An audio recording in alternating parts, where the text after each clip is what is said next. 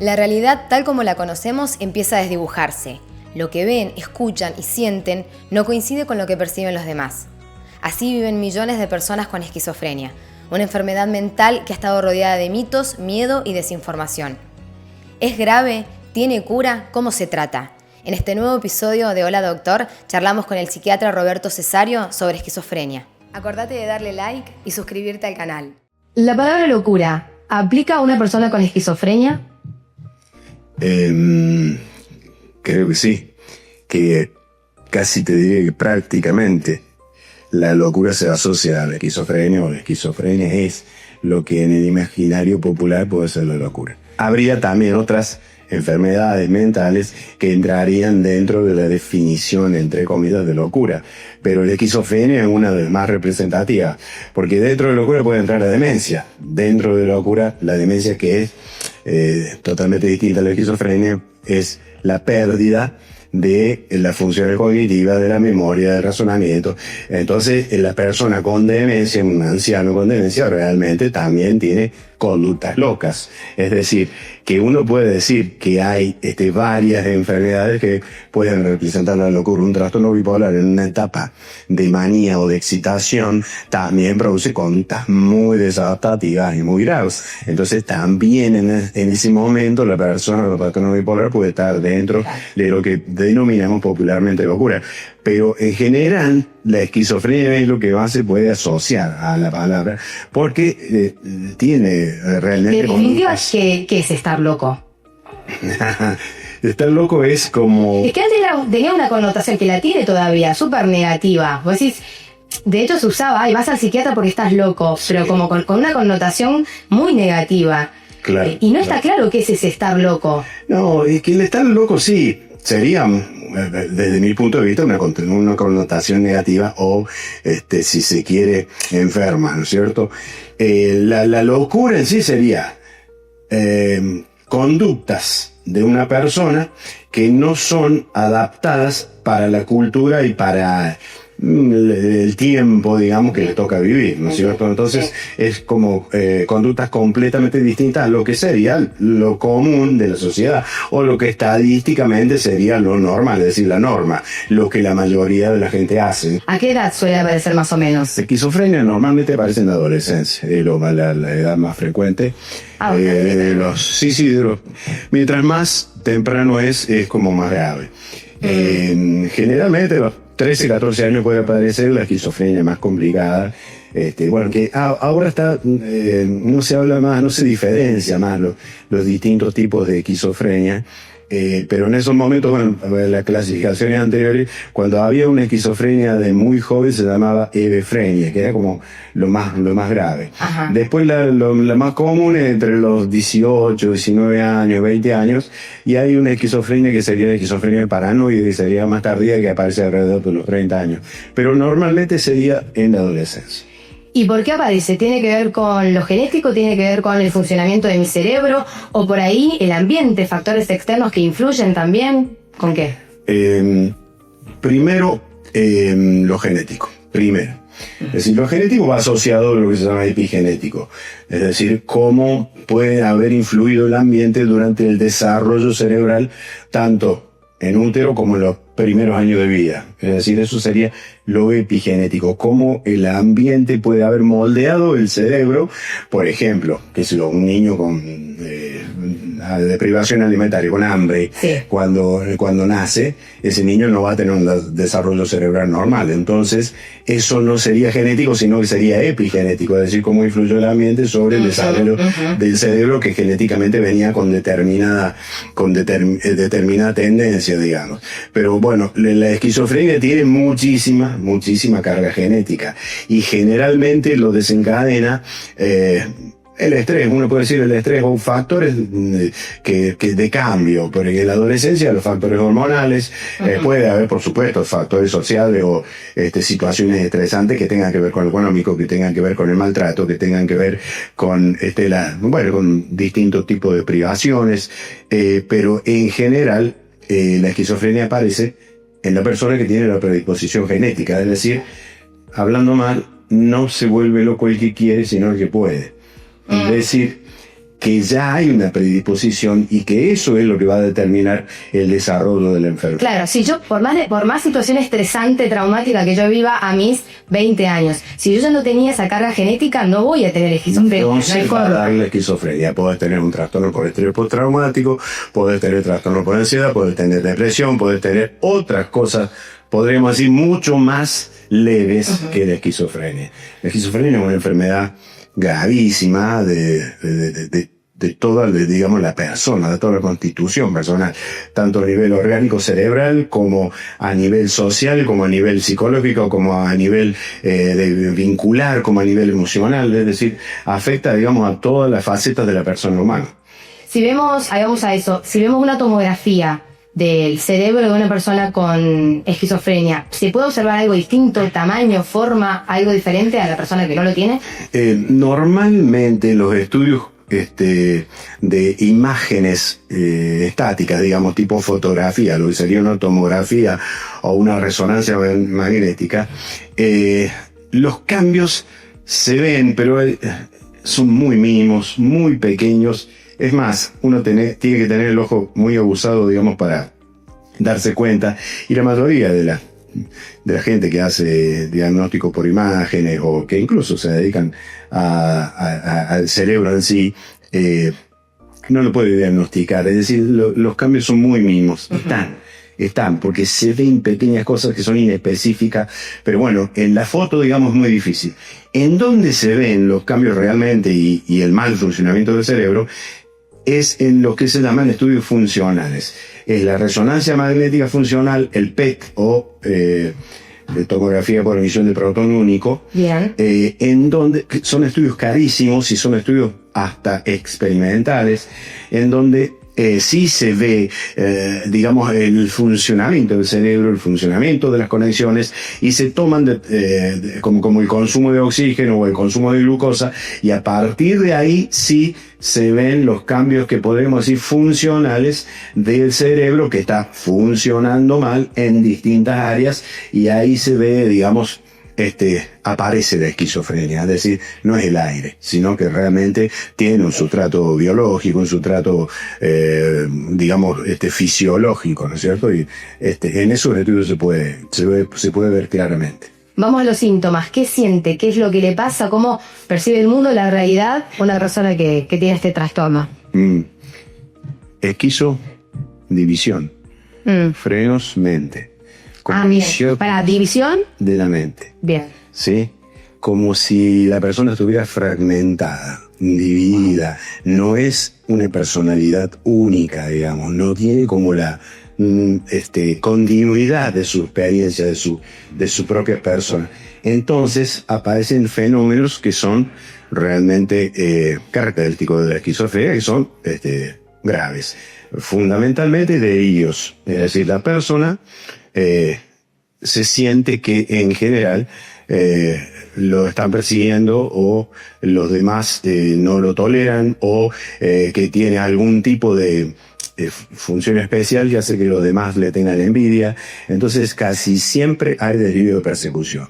¿Y alucinaciones también o es lo mismo que los delirios? No, delirio es un trastorno del pensamiento. La alucinación es un trastorno de la percepción. Exacto. Sí, las alucinaciones, delirios y alucinaciones serían las dos cosas más importantes que se dan en lo que se llaman síntomas positivos, entre comillas, o síntomas activos de la esquizofrenia, porque después hay otros síntomas que se llaman negativos o de defecto, que son, por ejemplo, la depresión, la bulia, la falta de socialización, la falta de empatía, el aplanamiento emocional, toda una serie de síntomas que tienen que ver con que la persona no tiene voluntad y no tiene un incentivo, digamos, para vivir normalmente. Pero los síntomas más podríamos decir más característicos o los más que resaltan de la esquizofrenia son estos síntomas de delirios y alucinaciones. Y hay como una especie de, bueno, ya te digo, fragmentación en la personalidad, una falta de identidad, podríamos decir, en general. ¿Y estos episodios de delirios, de alucinaciones, se dan todo el tiempo o en algún momento la persona logra estar lúcida? Exacto, hay momentos en que la persona está completamente lúcida, en que es consciente de su propia enfermedad, incluso con los tratamientos uno lo que propugna fundamentalmente es que sean conscientes de su enfermedad para poder marcarlo, para poder tratarse, para que acepten el tratamiento. Y hay momentos de lucidez que son, bueno, depende de la persona, ¿no? Pero son relativamente largos y donde la persona puede estar estable, y más con los tratamientos actuales, en donde los delirios quedan, como se llaman, como enquistados, es decir, pueden existir ideas delirantes, pueden existir alucinaciones, pero la persona es como que tiene una crítica sobre eso, y al estar medicado, eso queda como en un rincón del cerebro, digamos, y no le da tanta importancia. Claro, como que quizás puede percibir que si, bueno, tuve la alucinación o fue un delirio, como que puede darse cuenta, y si no está medicado, quizás no. Sí. Total. Ayuda. Sí, si no está medicado no se da cuenta, vive el delirio. Y ahora, está totalmente convencido. Por definición, la palabra delirio es una idea obsesiva, sobrevalorada, a la cual se le cree fervientemente sin ningún tipo de crítica. si está tan en su mundo, tan como no consciente de todo lo que pasa, quien tiene este trastorno la pasa mal, porque, no sé, bipolaridad o depresión. En una depresión la persona vive mal, no tiene ganas de levantarse, no se quiere bañar, estás triste, tenés una calidad de vida que no está buena. Cuando tenés esquizofrenia, ¿también o no? Porque al final no sos tan consciente. Lo que vestís refleja lo que tenés dentro, lo que querés mostrar al mundo, lo que sentís y vivís. Queremos que siempre brilles, te sientas segura de vos misma y muestres tu mejor versión.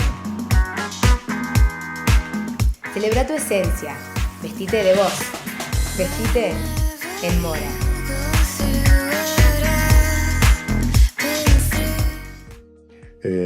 Sí, hay una malestar, hay un estado de disforia. Si bien la esquizofrenia no es tan, como decís vos, no es tan consciente de los síntomas, eso se llaman síntomas egosintólicos, es decir, tengo síntomas, alucinaciones, no me doy cuenta que tengo alucinaciones, no les doy demasiada importancia y yo no siento que eso sea una cosa loca. Claro. Así, para mí es totalmente normal creer que los pájaros me hablan. Claro. Entonces es como que, pero sí siempre hay sufrimiento. Hay sufrimiento porque no hay buenas relaciones sociales, no hay comprensión del mundo, no hay una buena afectividad. La afectividad en general es una afectividad también esquizodividida, una afectividad ambivalente, amor-odio al mismo tiempo. Uh-huh. Es decir, siempre se sufre. Es como, no por casualidad muchos esquizofrénicos se suicidan. Es decir, siempre hay un estado de malestar. Incluso cuando las personas son más inteligentes y más conscientes, es como que sufren más que las personas que tienen menos nivel intelectual o menos nivel cultural, que viven tipo, digamos, linchera, comiendo basura y viviendo en la calle, ¿no es cierto? Esa gente en general tiene menos conciencia y no tiene tanta idea de lo que le pasa. Pero viven marginalmente y viven muy mal. Pero, o sea, mucha gente esa que vive en la calle tiene esquizofrenia. Sí, yo no te podría decir un porcentaje realmente, pero mucha de la gente que vive en la calle, que no tiene trabajo, porque no pueden trabajar, son totalmente incapacitados para trabajar, no tienen familia, no tienen pareja, no tienen buenas relaciones sociales, sí, mucha de la gente que vive en la calle y pero es una consecuencia de esto. O sea, tengo la enfermedad o tengo este trastorno, no puedo trabajar, no me puedo desarrollar socialmente, etcétera, etcétera, hace que termine en la calle. Me voy quedando sin oportunidad de nada. Sí, si no hay algún tipo de institución, el hospital, determinada casa del medio camino, determinadas instituciones que ayudan a este tipo de enfermedades, sí, la persona termina siendo un marginal social total. En los primeros síntomas, porque es algo que se va dando paulatinamente, la persona ahí sí es consciente de decir, esto no está bueno, esto qué raro lo que me está pasando, se da cuenta de que algo no está bien. No, o por lo general la familia. La familia, en general no, sobre todo los primeros síntomas. Después de hacer un tratamiento, de explicar lo que es un delirio, de hacer lo que se llama una psicoeducación, digamos. Es decir, la persona puede entender que el delirio y la alucinación son un fenómeno enfermizo, que están fuera de lo normal, que aparente la revisión de alguna idea tiene que tener la alarma y consultar, pero en un principio, en general, no son conscientes de que son síntomas, digamos, de una enfermedad. Que al principio, ¿cuáles son los síntomas? ¿Estas mismas alucinaciones y delirios, pero más leves quizás? ¿O? No pueden aparecer de golpe bien floridas, pero como produce una especie de un estado de sorpresa, digamos, y de estar atónito frente a la aparición de los síntomas, no produce la sensación de que sí, algo está pasando, pero no es que me estoy enfermando o que tengo algo que tengo que consultar, sino que se sienten un poco raros y nada más. Consultan ya a lo mejor es media tarde. O cada con tiempo es mejor o no. Sí, es mucho mejor porque, digamos, la esquizofrenia es una enfermedad deteriorante. Es decir, si vos dejás que libra a su evolución natural, va deteriorando los circuitos cerebrales, va quemando neuronas, se va quemando circuitos y se va quemando neuronas.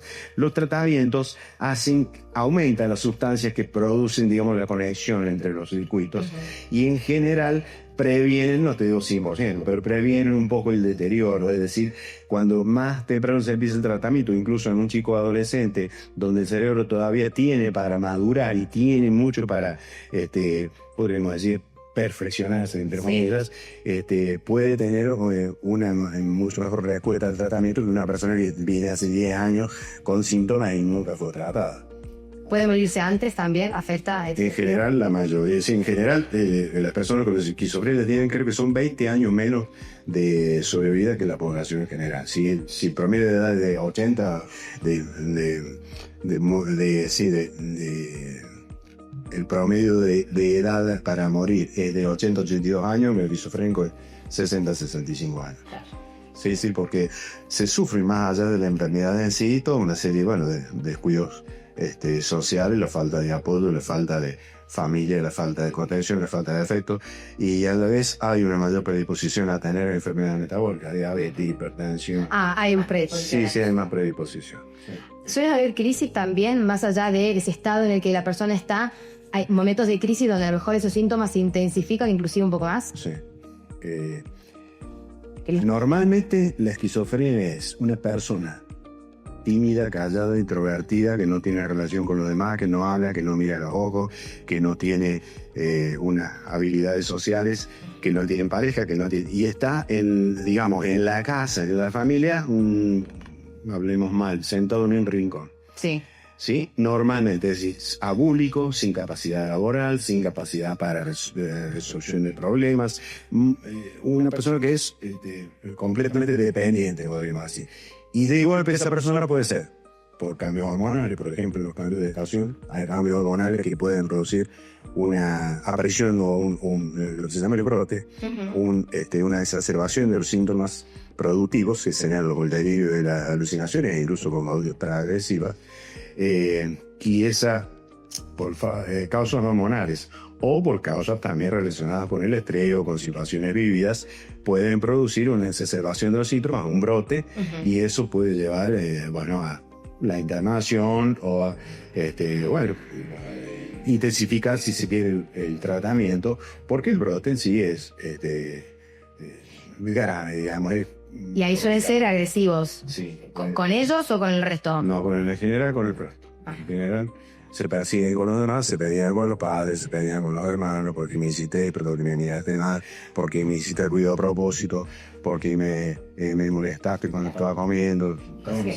No son reales, pero se sienten a través de esa hipersensibilidad, o sea, paranoia y todos. Y en ese caso, la internación es como la solución, ¿no? Es lo que se hace. Sí, es lo que se tiene. Cuando no hay otra, se evita. La ley actual que establece sobre la internación no voluntaria.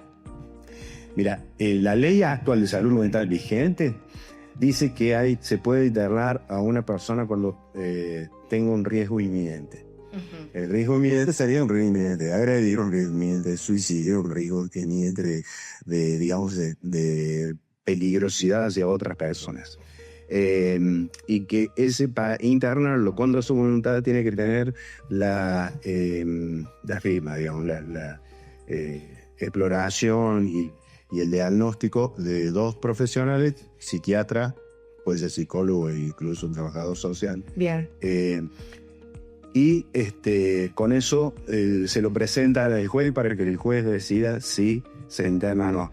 Es como más complicado internar cuando hay una situación grave, porque muchas veces los jueces no lo aceptan, no lo quieren internar. Creo que la ley, la que está ahora, que quieren poner en vigencia, que entra todo dentro de esta famosa ley Omnibus, creo que vuelve un poco a la ley anterior a la ley, no me acuerdo el número, 23737 creo que, pero no me acuerdo, a la anterior, en donde con la firma de un psiquiatra y poniendo digamos en la historia clínica que es peligroso para sí o para terceros, directamente se pone a internar y el juez después se fijaba, digamos, si tiene que estar internado o no. Es decir, era más fácil internar. ¿Es mejor esa forma para vos o cuál? Sí, para mí es mejor esa forma, porque ahora actualmente es muy difícil internar y muchas veces se pierden en cuestiones administrativas, en cuestiones burocráticas, y no se llega a tiempo para la internación y pasan cosas graves. Para mí porque la ley esta fue hecha, digamos la vigente, fue hecha en base a que los manicomios no respetaban los derechos humanos de los pacientes, que los manicomios eran especie de centro de tortura, cosa que puede haber pasado, podríamos decir, como un defecto de determinadas instituciones en algún momento, pero en general los hospitales y todo están destinados a que las personas se recuperen y a que las personas reciban tratamiento, y si a veces ese tratamiento tiene que ser en contra de su voluntad porque están totalmente psicóticos, es decir, psicótico sería desconectado de la realidad total, es como la ley anterior, digamos, era más fácil para poder actuar y poder internar. Es que ellos voluntariamente nunca lo van a decidir, si tampoco son tan conscientes de todo eso que les está pasando. Exactamente, y cuando están en un brote, menos que menos. Están agresivos, paranoicos, totalmente reticentes, totalmente desconfiados. Es imposible que se internen, que entiendan que se tienen que internar. ¿Qué otro tipo? Esto es en casos extremos, pero si no, ¿cómo se medican? ¿Cuál es el tratamiento? Y el tratamiento, yo te podría decir que una parte del tratamiento es médico, ¿no?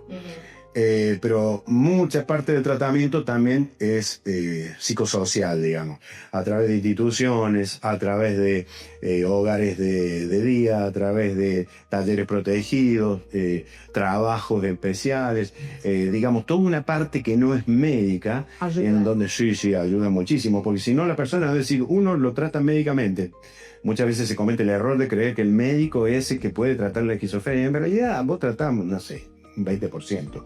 Pero todo lo demás, la inserción social, la contención, los familiares, los grupos de amigos o de pares que pueda tener, todo eso es una cuestión extramédica que es muy importante, porque si no la persona llega a este deterioro en donde puede llegar a ser una persona en situación de calle, ¿cierto? Pero el tratamiento fundamentalmente se hace con medicamentos que se llaman antipsicóticos. Los medicamentos antipsicóticos, hay varios, que no son caros. Bueno, que no es un detalle eso. Sí, no es un detalle. Estamos hablando de que son personas que terminan en la calle por lo general, porque no hay apoyo desde la familia, porque no puedes trabajar, porque realmente no lo podés hacer, y encima la solución por ahí está, en parte, en los medicamentos que no podés comprar. Ya te laburan. No, exactamente. Yo te estoy hablando de medicamentos normalmente 150, 200 mil pesos, o que se do inyecciones de depósito para que los que no hacen tratamiento no tienen adherencia al tratamiento con pastillas porque no son conscientes de la enfermedad o no les interesa tomar o no quieren hacer ningún tipo de tratamiento. Uno le pone lo que se llaman inyecciones de depósito, que tienen efecto 15 días o 30 días. Claro. Y esos medicamentos salen 500 mil, 800 mil pesos. Es decir, una cosa realmente inaccesible.